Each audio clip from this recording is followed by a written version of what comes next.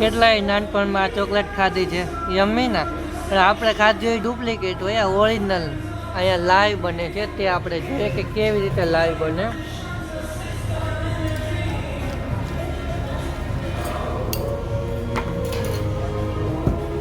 Hello, thank you.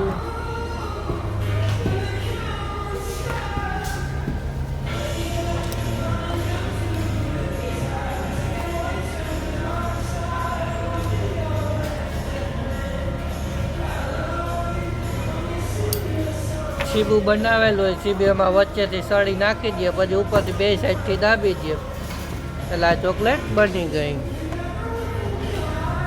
અને પહેલેથી આ રોલ કરી અને રોલ કરતા જઈને આપણે જેમ ગાંઠિયાનો લોટ ખેંચીએ ને ગાંઠિયા વણેલા ગાંઠિયા બનાવતા હોય એ રીતે વણતા જાય, પછી ગોળ રાઉન્ડ કરીને 3-4 રાઉન્ડ થાય એટલે સીધો કાપી નાખવાનું.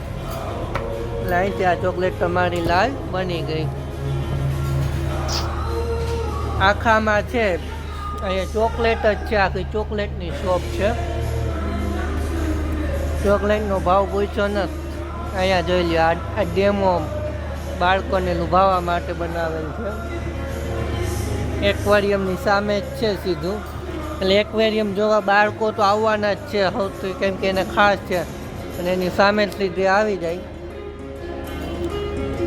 Rambo colour. How much? 60 dirham.